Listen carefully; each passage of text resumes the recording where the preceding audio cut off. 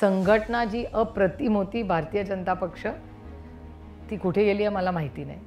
विरोधकांची घरं फोडा, पक्ष फोडा, ते तर काम त्यांनी केलं. पण मोठं ठोस म्हणजे मी तुम्हाला माझं उदाहरण सांगते, माझं वैयक्तिक उदाहरण. दौंड तालुका माझ्या लोकसभा मतदारसंघात आहे.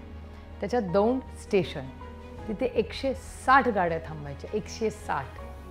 आज 50 गाड्या पण थांबत.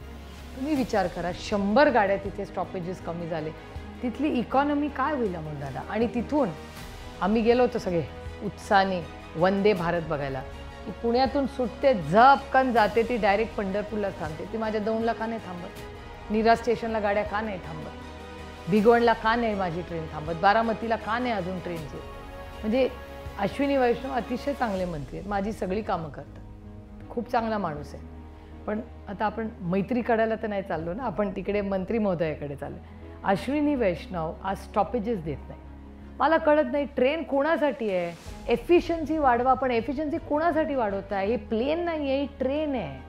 तर मी अश्विनी वैष्णव असते तर मी या देशामध्ये 2 नाही हजारो गरीब रथ सुरू केले असते. वंदे भारत करा, माझा काही विरोध नाही, पण गरीब रथ आणि स्टॉपेजेस कमी करण्यामध्ये आणि एफिशियन्सी वाढवण्यात काय मोठी म्हणजे कर्तृत्व आहे. एस-टी जर थांबलीच नाही तर उपयोग काय त्या एस-टीचा? ट्रेन जर दौंडला थांबलीच नाही, नीराला थांबली नाही, भिगवणला थांबली नाही, बारामतीला थांबली नाही, उपयोग काय त्या ट्रेनचा मला? मग स्टेशन कशाला केली आहे ती? म्हणजे कशासाठी आपण ही ट्रेन केली? Oh railways is in efficiency.